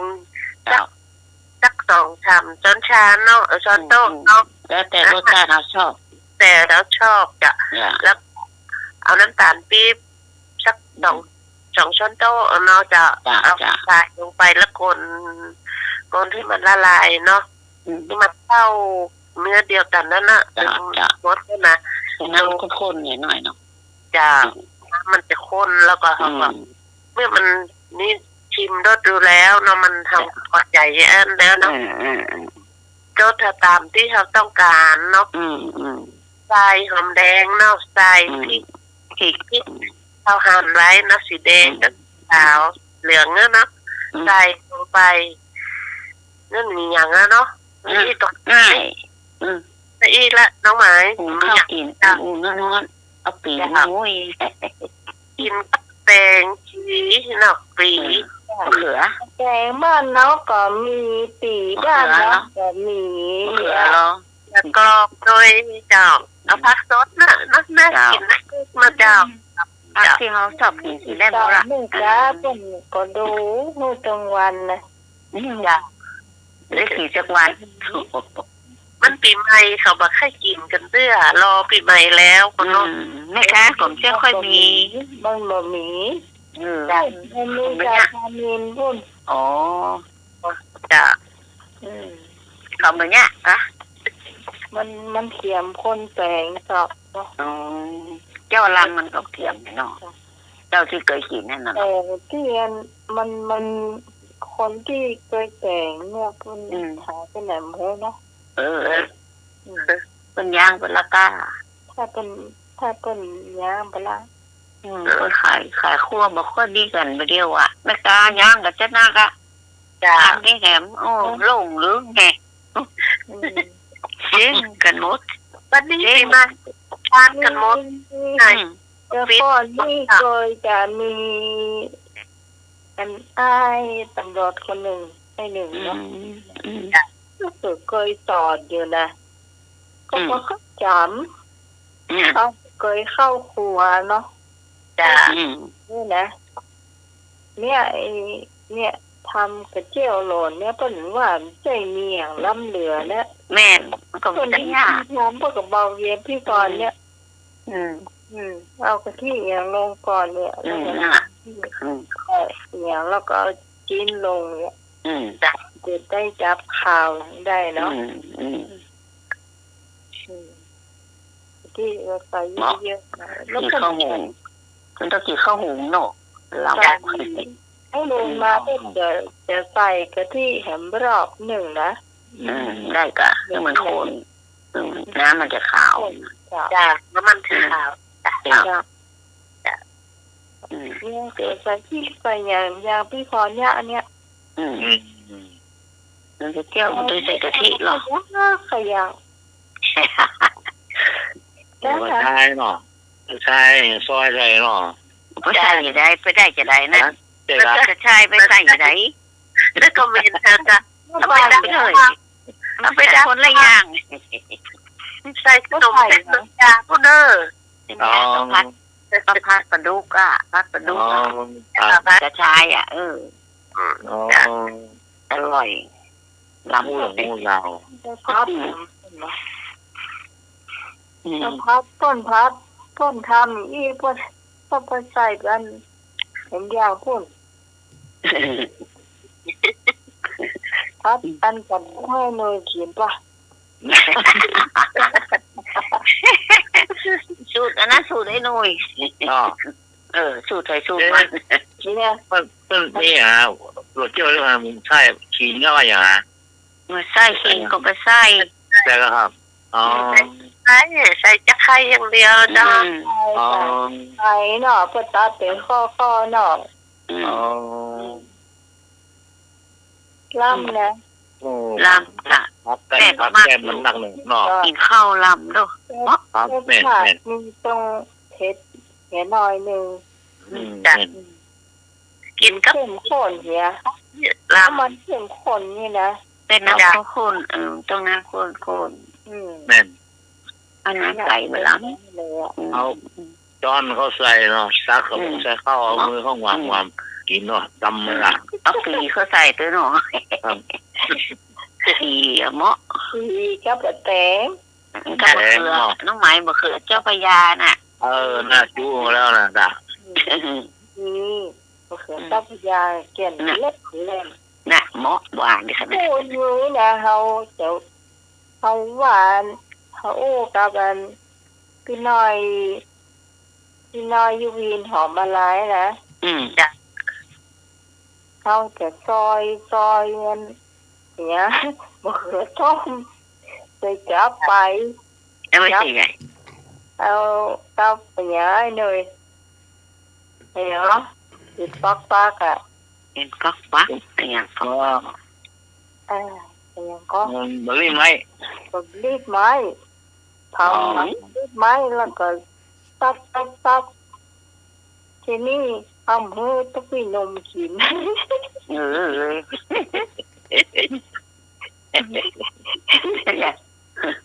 คงจ้ะ ไม่ได้กินคนเดียว ตูนูมาเสียค่ากันแน่บ่รีบไหม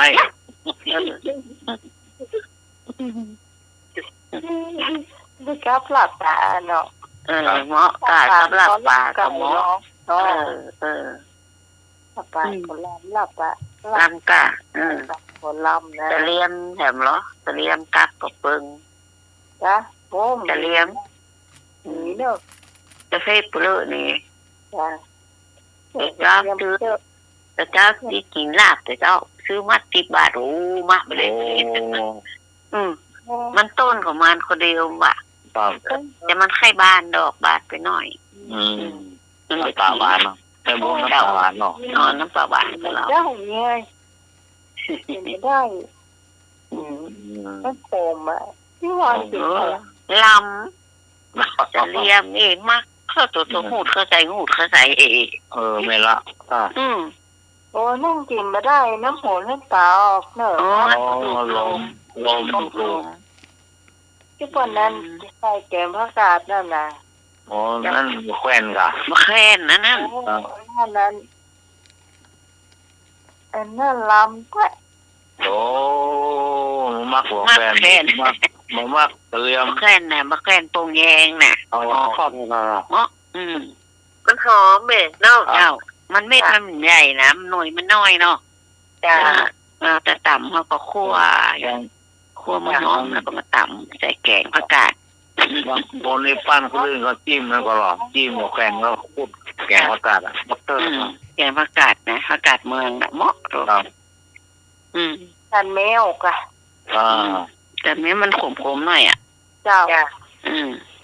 ต่ำใจลำเนาะ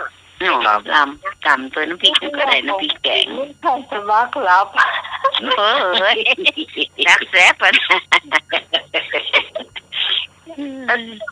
เราผมอย่างอย่าง ตอนที่เราโอ้กันเนี้ยจ้ะ ให้ลักลับสบาย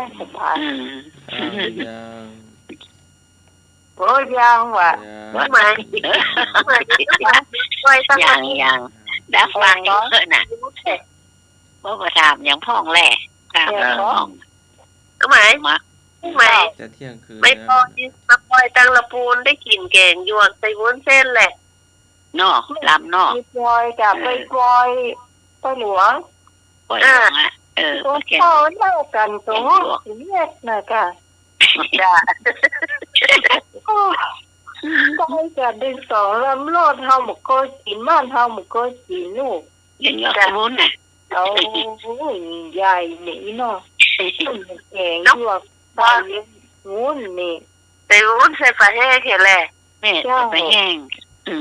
ลำนะมาตังเท่ากะใช้สถานประเศร้าด้วยเปิ้นเก่งกันใส่ผักล้าผักแห้งหาจ้ะ ว่าต้องใส่ก็หรอเนาะ อ จ้าคน บางทีเพิ่นก็บ่ใส่เดี๋ยวแม่นี่ใส่เหมือนกันแต่ใส่มันนักเนอะใส่น้อยเดียว จ้ะมันมีสองสูตรแบบใส่ไก่นี่ใส่กะทิจ้ะแล้วปลาแห้งนี่จะแกงแบบเมืองแบบจ้ะ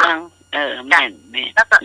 ใส่ชุนเส้นใส่ผักลาผักแค่เหี่ยใส่ปลาแห้ง ข้างล่างมาใส่ข้าวผัดแค อ๋อ บ้านน้องนี่ใส่กะทิใส่ไก่โอ้ถ้ามาใส่งูเส้นนี่นะจ้าตายขอจะเพียกโมสโคสุดเก่าขวดได้หรือยังไงเนี่ยแต่นะปล่อยหลวงเงินตังละปูนเปิ้นเก่งอยู่ใส่วุ้นเส้นกะแม่นโอ้ยเขาบอกก็กินน่ะพอยกมาแต่ละคนเดียวพอหน้ากันก็งอกเลยกินอย่างเงี้ยก็มีหลายอย่างอยู่หรอเลยเนาะแล้วเขาเก็บมาฟักยังแค่นี้เนาะจ้ะโอ้อันนี้เก่งดวงสิงโอ้นี่จ้ะเขาบอกก็กินจ้ะยังเดียวเมื่อก่อนได้มีแกงยัวแกงฟักเลี้ยงเนาะแม่จ้ะเดียวมีเหรอเดียวเขาใจอาหารจานเดียวอ่ะตั้งก๋วยเตี๋ยวกาแบ่งขนมเส้นกาข้าวมันไก่อาจจะแล้วแกงยัวก็อาจจะจ้ะแกงก๋วยเตี๋ยวนี่มีแล้วไก่เนาะยาวอยู่เป็นบ้านอยู่จ้ะถ้าบ้านอยู่เนาะจ้ะได้ของแต่คนมากจ้ะงบปี58นี่มองหมื่นนี่บ่พอเลยหอนจ้ะอ๋อจ้ะจะเข้าเนี่ยจ้ะโอ้มันหลายอย่างก็หมูอย่างแม่หันน่ะชุดแม่ตอนกับบ้านชุดหนึ่งชุดแม่แรงกับบ้านเนี่ยสิเนี่ยว่าเขารักกันน่ะแม่เมื่อก่อนนี่คือว่าถ้าหอมซาวบานนี่กินเบียร์3 ขวดนะเขาก็3 ขวด100เขาใครหัวกันนะ3 ขวดจุ่มเลี้ยงแล้วเดี๋ยวมาเลี้ยงแล้วเลี้ยงข้าวเดียวเผื่อเขาว่านะเลี้ยงข้าวเดียวบะหมี่แอลกอฮอล์เพราะเดินเอาไปให้กินแอลกอฮอล์แล้วเป็นแบบนี้การสมัครนี่มาบ้านน้องใหม่ให้ปี58น่ะจ้ะที่บุญก็มาปี58รายการปี57เนาะก็แม่บุญก็มาเคยกับบ้านน้องใหม่ปี58เดือนกุมภาพันธ์ตลอดมาปีใหม่ไปเดี๋ยวก็เกือบกูปีเนาะจ้ะกุมภานี่ปอยหลวงเหรอจ้ะสมัครกับเนม้อยมาพุทโธแปดตะลุ่มอันเนน้อยอันถ้าเพิ่นกินในยางก็เอาอันน่ะอ๋อยถึงว่าอันเนน้อยบ่ถ้าคนใหญ่ถามมาอย่างเฮ้อกับเอาอันน่ะแต่อันแต่ฉันจังลุ่มหัวเพิ่นว่าเธอแต่ก็เล่นว่ามาตรงบนอยู่ก็แม่วันนี้ปอยหลวงปลาเศร้าอ่ะน้องแปลงข้าวเกี๊ยวมันม่วงไว้ท่านนะได้3ทอดไปปูเนี่ยกินดีอ่ะทอดไปแค่2 ถุงเลยท่านถุงจะปะปอเห็นละไอ้หรอกหลบเอกเข้าไปข้าวเกี๊ยวฟักทองเห็นดีกว่าอ่ะโอ้นี่แบบอร่อยจ้ะกับมันม่วงกันเหมือนกันตรงไหนมันม่วงก็จะทำอ่ะปูเอาที่ปูชอบกินเอากระทอดใส่ถุงใหญ่ๆแล้วนะเดี๋ยวก็มาเอาอ่ะโอ้จะมันปูดีอ่ะจ้ะมันตะแข็งอ่ะจ้ะมันปล่อยมันปล่อยมันเฟิงแล้วเขาเสียบเนาะจ้ะเขาเก็บโบราณมันเป็นสีส้มสีขาวเนาะจ้ะเอาเข้านะเอาเข้าอู่นะกับสีเข้าก็ เคยกิน มันเหมือนเทียบหมูก้าลงเลยเนาะ โอ้ลำเลยเขาเก็บนะเขาเก็บก่อนนะครับ หม้อไม่เคยกินจะ แกงข้าวเนี่ยรับอันไหนก็ ขนมปัง ฟังไม่ได้ ฟังเห็นเจอจะเอาไข่หัวอย่างเงี้ยเนี่ยแกงข้าวเอาอย่างให้ไปจับอ่ะข้าวเกี๊ยวไปจับ เพื่อให้หมูกับเนาะ ใช่แกเอาข้าวเกี๊ยวเนี่ยข้าวเกี๊ยวข้าวเกี๊ยวไปอย่างหู้นะ เขาเก็บเนี่ยเขาเก็บสีเหลืองเนี่ยมัน เขา มัน เก็บโบ เนี่ย ราณก้า ครับ แบบโบราณตะก่อน คู่เขา เก็บของเขาเก็บของไทยใหญ่อะเนี่ย อ๋อยังเป็นอะไรนั่นน่ะให้หมูเจไปแจ้กะ ครับเป็นมันแหวะกรอบ จะเขาขายอยู่แม่น ครับ นั่นล่ะกินเพื่อเหมือนเปิ่นเนี่ย กินกันหมดเปิด แล้วว่าเราจะกินไม่อ่านเขากินไม่ได้แต่ ก็มากินหนูอันน่ะก็บ่เคยกินว่ะ กินยากกินเย็นเขาเนี่ย เที่ยงคืนแล้ว อ้าวโอ้ยละเวลา เที่ยงอะไรอีกเริ่มจะอะไรไม่ถามสักอย่างเลย อย่างเอาผมได้อ่ะ ไม่ได้อู้กันเนี่ยเป็นเนี้ย เป็นอย่างนั้น ไปมาแล้วสมนึกมา ไอ้นึกแม่นก็ใช่ เจ้าว่าใด ขอให้พรปีใหม่ โอ้ ที่มีชัยภารกิจดังเรื่องหวยเชียงดาวนะดูเลย โอ้หลวงตาหลวงตา ไว้สาเจ้าการสมัคร ครับผม จานะสีโล ครับผม พระครูสมุวิสุวัตวรกิจโชผู้อำนวยการสถานีเจ้าว่าวัดฝาหินธรรมะไทยแค่ถึงสายโชคดีมีชัย จ้า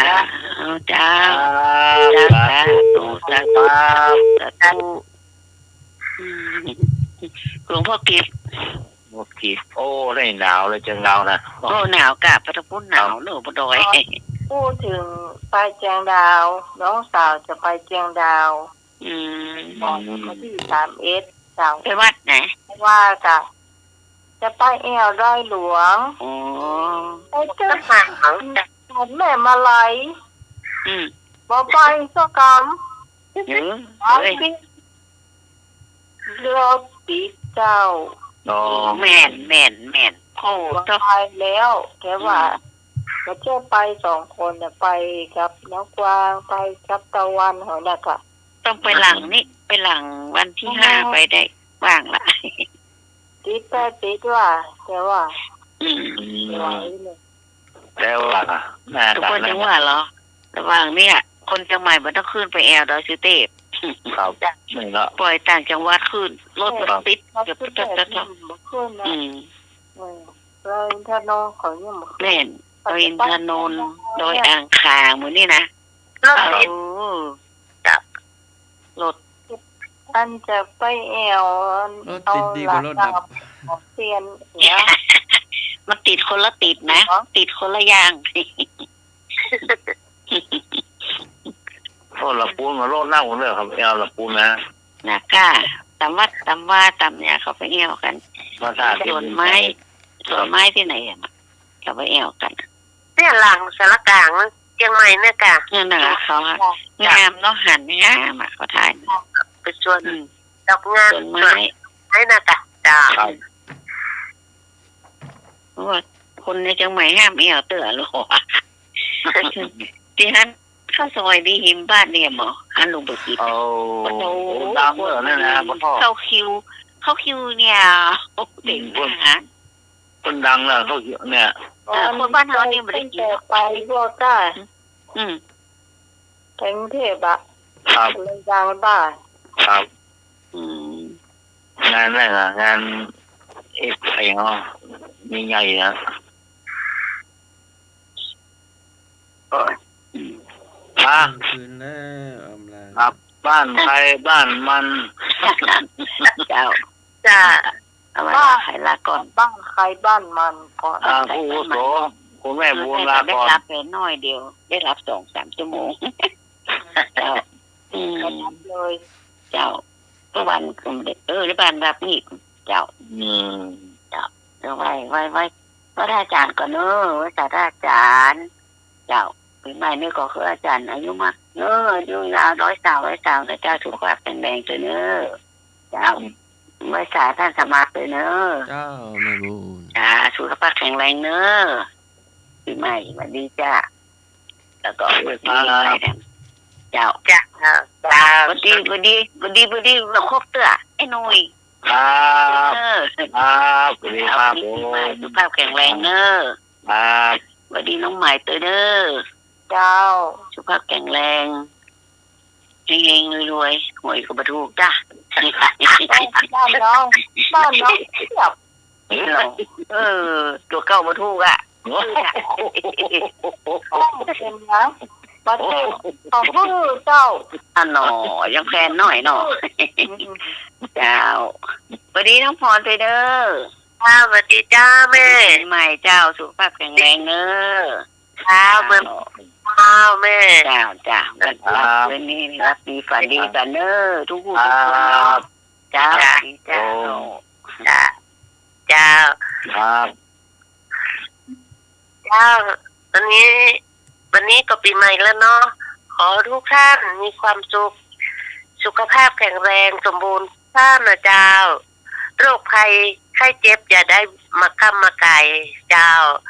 ก็ขอให้โชคดีมีเงินใจกันตลอดปีเนอะเจ้าขอบคุณเจ้าขอบคุณพระอาจารย์ท่านพระครูสมุวิศวัตรวรกิจโจผู้อำนวยการสถานีเจ้าขอบคุณพระท่านสมัครเจ้า เจ้าแม่ เจ้าขอบคุณน้องใหม่เจ้าเจ้าขอบคุณลุงหนุ่ยเตยนะเจ้า ครับสวัสดีไว้พรครับ เจ้าขอทุกท่านอยู่ดีมีสุขรับดีฝันดีกันเจ้าติดหน้าป้ากันทำไมเนาะเจ้า ครับค เจ้า รับ เจ้า ครับ หนุ่มเจ้า ครับผมปีใหม่มาแล้วนะครับ อันใดที่ก็เมื่ออภัยกันไปเห็นเนอครับทุกคนทุกท่านครับผมอภัยคือสิ่ง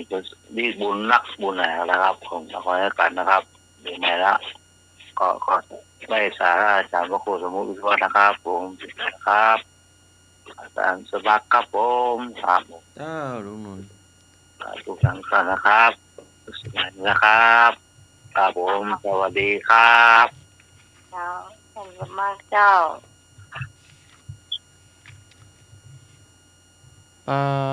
ปานังอักขระนังสุขังการไม่ทำบาปนำสุขมาให้ปีใหม่นี้ก็ให้เริ่มต้น สิ่งดีๆสิ่งใหม่ ก็ขอให้สิ่งดีๆเข้ามาในชีวิตแล้วก็เริ่มต้นที่ดีๆปรับปรุงไปโน่ก็ให้เจริญในธรรมในศีลในทางโลกและทางธรรมด้วยเทินขอเจริญพร เจ้าสำหรับความเป็นนี้เจ้า ต้องขอบคุณคุณผู้ฟังทุกคนทุกเสียงทุกสายที่มาช่วยกันจัดรายการของเราผ่านพ้นไปด้วยดีนะเจ้าสำหรับปีใหม่นี้ขอคุณผู้ฟังทุกท่านที่ฟังรายการธรรมะคลายเครียดโชคดีมีใจเหมือนกันทุกคนนะเจ้าไร้โรคาพยาธิเนาะขอให้โรคภัยไข้เจ็บหายไปหายไปนะเจ้าคิดหวังสิ่งใดขอให้สมมุ่งมาตรปรารถนานะเจ้าเราจะมาพบปะกันใหม่ในคืนเสาร์อาทิตย์หน้าตั้งแต่3 ทุ่มถึงเที่ยงคืนสำหรับวันนี้พระเจ้าทีมงานธรรมะคลายเครียดนะเจ้าต้องบอกว่าขอบคุณและสวัสดีเจ้า